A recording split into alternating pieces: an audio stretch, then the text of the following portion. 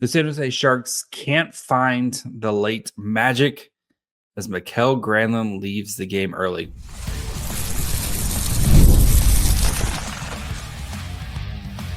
You're Locked On Sharks, your daily podcast on the San Jose Sharks, part of the Locked On Podcast Network, your team every day.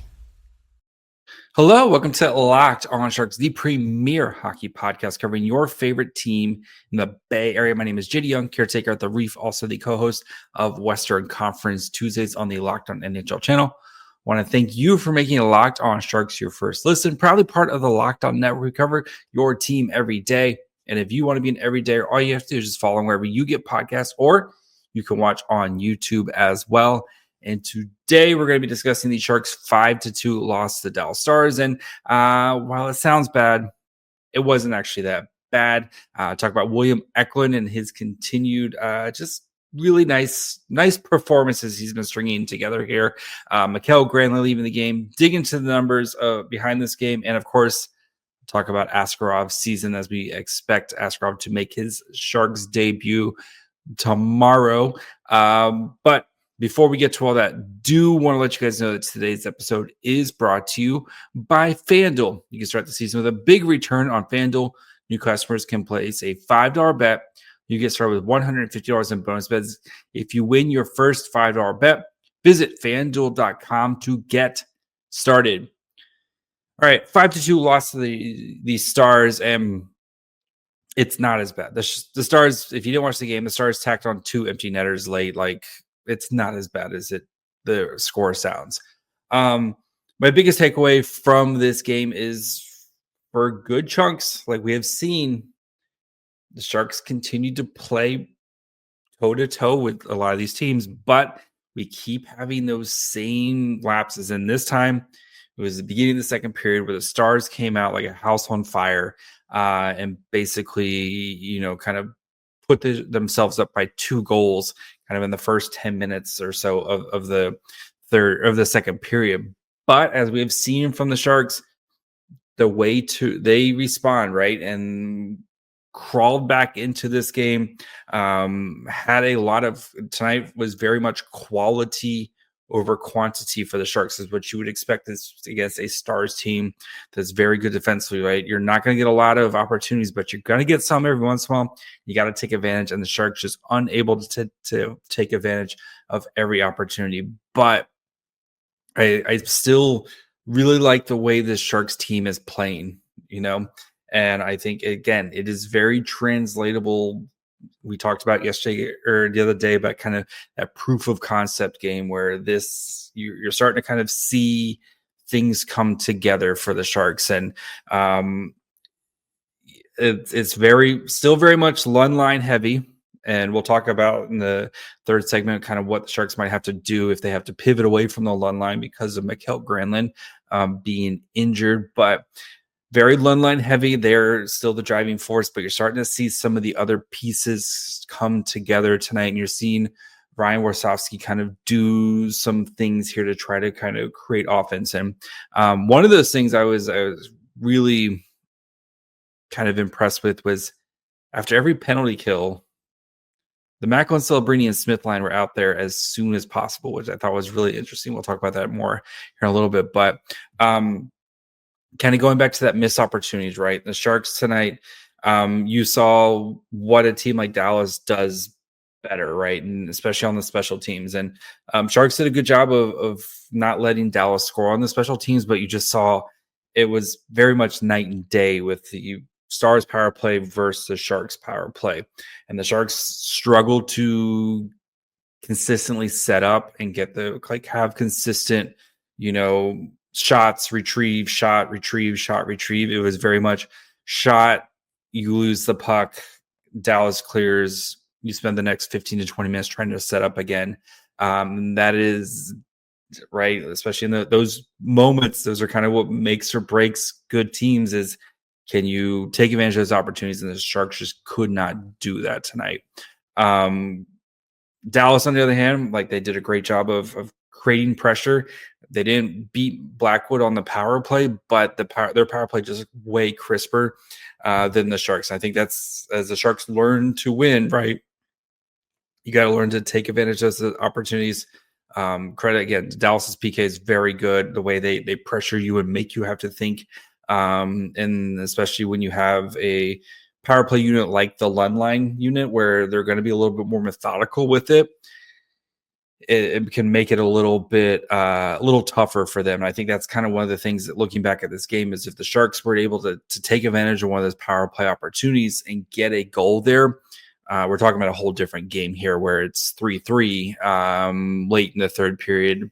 And the Sharks have playing in overtime instead of having to play with kind of playing with an empty net and give up 2 empty net goals there. So William Eklund, though, I think since he got called out a couple, that was 6 games ago, William Eklund has been absolutely on fire. So he's now on a 5-game point streak, which is, last time I checked, pretty good. That's tied for his second longest streak. During this time, he's got 7 points, so 2 goals and 5 assists. And he still feels kind of snake bit. I know he got the 2 goals the other night, but tonight he had not a great opportunity to score.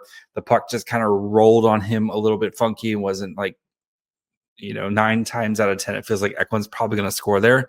You're seeing him create offense, and while it's not always going in the back of the net, it's going to I believe in the math. I believe it's going to continue to balance out here. So he was second among forwards for expected goals for. He had 0.98 expected goals for. Only Zetterlund had a better night for him, and that was Eklund was definitely leading the way tonight with that. He created the Granlund shorthanded goal by winning a board battle, and then finding some open space and making a nice pass to Granlund. And Granlund did a lot of work there too of hanging on, as he's basically getting mauled from behind, and was still able to beat Ottinger for the shorthanded goal. And that was a big moment for the Sharks, where it was very much Dallas. And like we've seen from the Sharks, is they're finding ways to be resilient and finding ways to kind of make something happen, even when things are not going their way. We're seeing them starting to kind of build some of this momentum and kind of stop momentum. And the key for them going forward is going to be continuing to learn how do you stop it sooner, so you don't get 10-minute spurts like we saw in the beginning of the second period. But I think, though, William Eklund and his play is going to continue to drive the Sharks team. And we've seen all season long, as the Lundline goes, like this team goes. And we'll dig into the numbers here in a little bit, but the Lundline was great tonight. A little bit of a slow start, but in the third period, they really kind of found their game, and I was able to generate a lot of offense and get the Sharks back in this game and help make it a 1-goal game very, late, thanks to Wallman's goal. But you have to love the way Eklund has responded from Warsofsky's criticism, a couple weeks ago, and has really elevated his game. And you're seeing the production there. He's playing, all situations. He's back on. I really like how they've handled the power play unit of Lundline children. We're gonna let the Lundline do their thing, we're gonna let the children do their thing, and we're gonna kind of try to keep it as even as possible compared to what we've seen from the Sharks in the past, with being a much more especially in the Erik Karlsson kind of days of Karlsson in the power play for a minute and a half, and then everybody else kind of gets the scraps. They've been much more kind of even with it, but you've seen Eklund really been embracing his role. I think ever since that moment of Warsofsky saying we need more out of Eki, you've gotten more out of Eki, and I think he's really finding his groove right now. And I still believe the production is. I think we're just scratching the surface on the production for William Eklund. He's going to get more bounces going his way here at some point. So we'll dig into what the numbers say behind this game, kind of look at that second period and what went wrong for the Sharks there, and look at how they made things kind of work, dig into how all the lines, and then, of course, talk about the Granlund injury and what the Sharks might have to do here to kind of navigate that if he's out for any period of time. So we'll get to that here in just 1 second. Get ready to tackle the NFL action with FanDuel, America's #1 sportsbook. Because right now, new customers can bet $5 and get $150 in bonus bets if you win. The FanDuel Sportsbook app gives you everything you need to place live bets on the NFL all in one place. So you get a hunch in the middle of a game. You can check the latest stats, view live play-by-play, and so much more on the same page where you place your bets. Just visit FanDuel.com to join today. And again, you'll get started with $150 in bonus bets if you win your first $5 bet. That's FanDuel.com. Never waste a hunch and make every moment more with FanDuel, the official sportsbook partner of the NFL. And if you want to get to the tank to go catch a Sharks game, maybe you want to go see Joe Thornton's jersey retirement or Celebrini or whatever you want to do, you need to check out Game Time. Game Time has a new feature called Game Time Picks that makes getting tickets to your favorite team play live even easier. Game Time Picks filters out the fluff to only show you incredible deals on great seats, so you don't have to waste time searching through thousands of tickets. They have curated deals, make it easy to find the best price on great seats. Of course, you can see your seats before you buy. Nothing worse than getting to a game and realizing my seats stink. So take the guesswork out of buying tickets with Game Time Picks. Download the Game Time app, create an account, and use code LOCKEDONNHL for $20 off your first purchase. Terms apply. Again, create an account, redeem code LOCKEDONNHL, LOCKEDON NHL for $20 off. Download Game Time today. What time is it? Game time. All right, guys, let's dig into the numbers behind this game. So we had a lot of special teams, especially in the first period. Very heavy first period by special teams. Sharks had 1 power play, the Stars had 3, and then we have 3 more in the final 2 there. So, like very, very heavy special teams to start this game. But 44-31 of 5v5. Stars 45-36 shot attempts.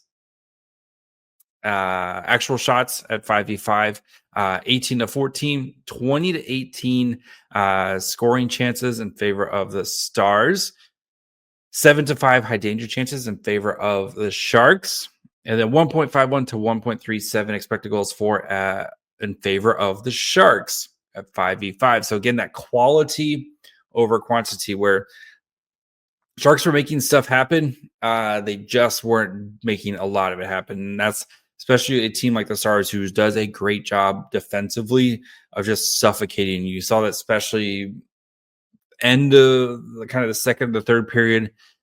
Stars did a really good job of kind of suffocating and making things hard for the Sharks before they were able to kind of find the offense there. So the second period, though, is where the Stars, they kind of put their foot on the gas, 22-16, and we had 18 minutes of 5-on-5, 22-16 shot attempts in favor of for the Stars. They had 10 scoring chances in that time there as well. But the Sharks, it's that quality over quantity. Sharks had 6 high danger chances and 11 scoring chances in that same period. So Stars did a really good job of controlling the pace and stuff, but the Sharks just unable to get one of those to kind of bounce their way in that situation. So you look at the 5-2 score and it's very much but this was a 3-2 game late in the third. And if the ref doesn't pick, if you saw there's a highlight, ref basically threw an interference pick on Fabian Zetterlund, which kind of led to a car crash, and then the puck squirts out and Dallas is going the other way for an empty netter. Really nice pick, good for him. But definitely was, could have. This game definitely is very much like a could have been type of performance for the Sharks. So looking at the lines are a little bit funky because we saw some different stuff here with Dellandrea. It kind of got moved around, and Luke Cunningham both got moved around a little bit, but Will Smith, Celebrini, Goodrow actually played the most at 5v5 with 10.07, 7 to 8 shot attempts, 6 to 3 actual shots. Did give up a goal, 0.16 to 0.4 expected goals, 3 to 4 scoring chances, 0 to 2 high danger chances. So, kind of saw again, like you see those guys kind of making those flash plays. Celebrini just transition game it's just like I don't recall a time where he's trying, like, gets the puck in his own zone, like in the defensive zone, and he doesn't successfully get the puck in the offensive zone. It's a thing of beauty to watch him just with the puck, just making stuff happen that way. But like again, or there's gonna I thought this line tonight was solid.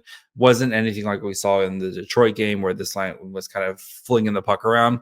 But you're going to have those nights, and especially against a very good defensive team like the Stars. But like I said, I really liked Celebrini and Smith were out there as soon as they could after a PK, which I thought was really smart by Warsofsky to try to kind of give them an opportunity to play against maybe some guys who are either coming off the penalty or maybe some kind of third or fourth line guys to see if you can try to get an advantage there. So I thought that was really smart by Warsofsky.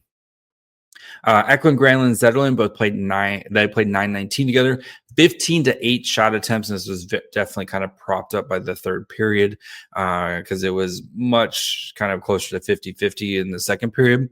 Actual shots was 3 to 3, had a goal, gave up a goal, 0.51 to 0.9 expected goals for that line, 9 scoring chances to 3, 5 to 1 high danger chances. So again, that line, as we said, the Lund line, as the Lund line goes, the Sharks go. Winberg, Dellandrea to Foley, played 455, 6 to 7 shot attempts, 2 to 4 actual shots, 0.23 to 0.15. It's interesting that Dellandrea got sent down to the fourth line because I thought he was playing pretty well tonight. I like some of the stuff that he was doing. I mean, we know Dellandrea's game is very much like, we're going to forecheck hard. Like he's just going to play a hard, like heavy game. And I thought he was doing that well and establishing himself pretty well. But it's interesting that he got demoted. Maybe they're trying to get Cunning going a little bit. The Cunning, Costin, Grunstrom line didn't have a great night tonight. They only played 346 together, 1 shot attempt 4 and gave up 4 actual shots for 0 to 2. Like maybe he was trying to put Dellandrea in a better situation. Who knows? But I just thought it was a little interesting that Dellandrea got the demotion there as well. So as for the defensive pairs, they tonight were a little interesting. Cody Ceci, and again, like if there's a guy behind the net, you don't need to go behind the net. Just stay in front of the net because it's probably not gonna work out for you. But looking at the defensive pairings, at least for the shot attempts, Ferraro Liljegren comboed 14-4 shot attempts, which is, I thought Liljegren was great tonight. He had a really nice play to kind of like, if he had scored, it would have been a ridiculous dangle score, drew a penalty on that play. Thrun Ruda, like that were 10 to 6 shot attempts. I thought Thrun had a horrible first period. Like he had 2 penalties in there and just kind of making some bad decisions. I'm curious to see if Thrun gets a seat here at some point. Maybe they'll let him work through it a little bit. And then the Wallman CC pairing had 7 to 18 shot against, 28% Corsi 4. I just talked about CC, who I thought didn't have the greatest game. So we'll see how I don't expect that pairing to kind of get broken up because I think that pairing's been pretty solid for the most of the year. But especially we talked about kind of yesterday how that pairing's been doing, but just maybe not their night tonight. So as for Mackenzie Blackwood, he faced 26 shots, had 29 shots, 26 saves, 3 goals against, expected goals against was 3.12. So right where you expect him to be. 897 save percentage, 6 of 8 high danger saves, 7 of 8 mid danger, and 12 of 12 low danger. Sharks did a much better job of kind of keeping things pushed out, especially compared to what we saw against Detroit, where I think he had 4 low danger shots and saves in that game. So Mackenzie Blackwood, I think a little bit easier night to night. At least when it comes to that, having to face more low danger saves and shots in the previous game. So, yeah, I think for the Sharks is very much kind of putting a bow on this game. It's very much quality over quantity, and if gotten maybe another chance here or there, like they could have, we could have been talking about they capitalized on the power play or a bounce here or there. This is a very, very even game between these two teams, which is. I know, moral victories, et cetera, but you played the Stars team really well in 2 games. And the first game, you didn't even have Mikael and Celebrini. Like the Sharks team plays hard. And I think that's all you can ask for right now is can you keep playing hard? And they've been doing that for the most part this season, especially after the first 10 games or so. We'll talk about Granlund and Askarov here. As the Sharks play the Blues. Quick turnaround for the Sharks. We'll get to that here in just 1 second. PrizePicks is the best place to get real money sports action. With over 10 million members and billions of dollars in award winnings, PrizePicks has made daily fantasy sports accessible to all. You just pick more or less on at least 2 players for a shot to win up to 100 times your cash. Run your game all season long on PrizePicks. PrizePicks puts their members first, so all withdrawals are fast, safe, and secure. When my picks hit, I can get my money in as quick as 15 minutes. PrizePicks now offers Venmo for quick and easy deposits and withdrawals into your account this sports season. If you sign up today, you'll get $50 instantly when you play your first $5. You don't even need to win to receive the $50 bonus. It's guaranteed. With PrizePicks, you can win money as your favorite player collects points. So if you think William Eklund has more than half a goal against the Blues last time, I do remember him scoring a hat trick against the Blues last season. Just pick more on Eklund and your PrizePicks entry and turn your predictions into cash. So download the app, use code LOCKEDONNHL to get $50 instantly after you play your first $5 lineup. Again, download the app, use code LOCKEDONNHL to get $50 instantly after you play your first $5 lineup. PrizePicks, run your game. All right, before we finish up, of course, want to thank you guys for making Locked On Sharks your first listen, proudly part of the Locked On Network. For your next episode, go check out one of the other great shows like Locked On Fantasy Hockey. So if your team needs some help, need to know who you should drop, who you should target on the waiver wire, who you need to trade for or trade away, they got you covered there. Or check out one of the other shows here in the Bay Area. Of course, you have Locked On Niners, Locked On Warriors, Locked On A's, Locked On Giants. Plenty of great stuff here at Locked On, where, again, we cover your team every day. All right, let's finish up. We'll talk Granlund first, and we'll talk about Askarov. So Granlund did take a hit to the head. Not a great hit. Was also uncalled. Could have also changed the game as well. The good news is he did try to come back on the ice, but the spotter, like the refs, kind of stopped the game. Spotters ushered him off to go on a concussion protocol, which is what you want to see, right? I don't care who it is. If it's like, it doesn't matter who it is. Like, you want these players to be safe, and you never know with concussions, right? You never know when they show up. You never know what the symptoms. Sometimes they show up immediately. Sometimes they show the next day. So we'll see. I think the good news is, again, the good news is he, try to come back on the ice, but we'll see what happens going into tomorrow's game against the Blues. So I'm hoping he's here. Granlund is really important for the Sharks. Brian Warsofsky didn't have an update, which Warsofsky's been pretty close to the vest with all these injury, anytime there's an injury. And 2, again, with concussions, I think it's very much a wait and see how he feels tomorrow. If he reports any symptoms, then you'll kind of know more. So I'm assuming he plays, but if he doesn't, what do you expect? I wouldn't be surprised kind of a couple ways you can go about this. You would potentially keep Will Smith, because the other big kind of factor is the Will Smith of it all, right? Because Will Smith hasn't played back-to-backs.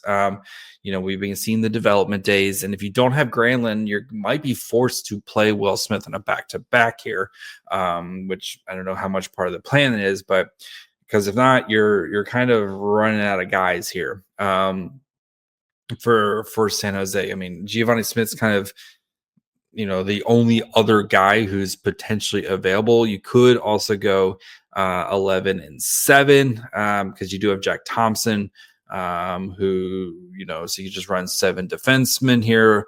But I'm not a big fan, especially running 11 and 7 on the second night of a back-to-back like that. That feels like you're just going to kind of really wear your guys out. So I would assume, especially with Nico Sturm on IR, you're kind of running out of dudes here. So assuming if Granlund's out, I assume Will Smith's going to play because they need, like, the way he's been playing has been really well. You probably want to see how he does on a back-to-back here. He's also 19, so he's going to have plenty of energy. But I'm curious if they maybe bring back the 70s line of Eklund, Toffoli, and Celebrini. And then you could have a Smith, Wenberg, Zetterlund line.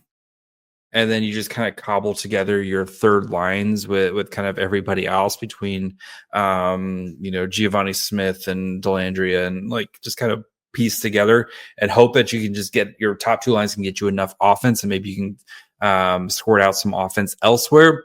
So that's what I would like to see.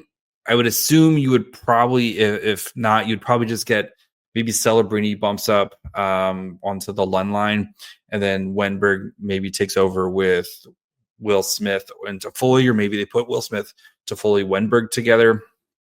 That kind of gives you a little bit of everything on that line. So I'm curious to see kind of how they do that. So we also don't know who's going to start in net. And Ryan Warsofsky didn't say anything.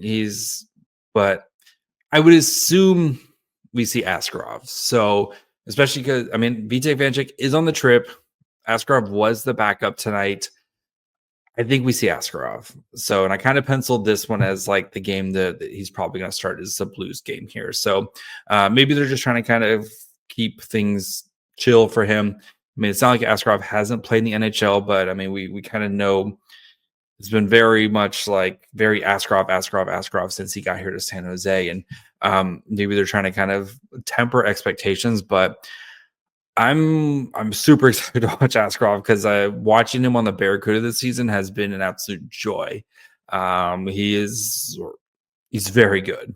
If you haven't had a chance to watch him on the Barracuda, like, you're in for a treat because he just erases a lot of problems for you, and he still has stuff he's going to have to work on in the NHL, but like, he's as close to NHL ready as it's you're gonna get right now. So interesting to see how, like, second night of a back-to-back, maybe the Askarov like energy kind of got you through this one against a Blues team that has, kind of frankly struggled this season.